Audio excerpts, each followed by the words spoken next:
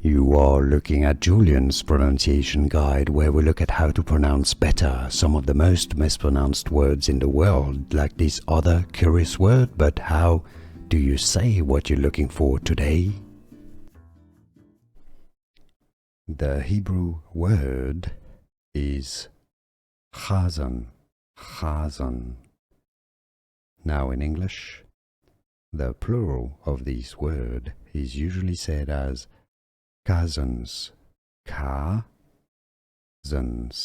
You can say it also as chazans, or some say the ch sound from Hebrew as an H, chazans.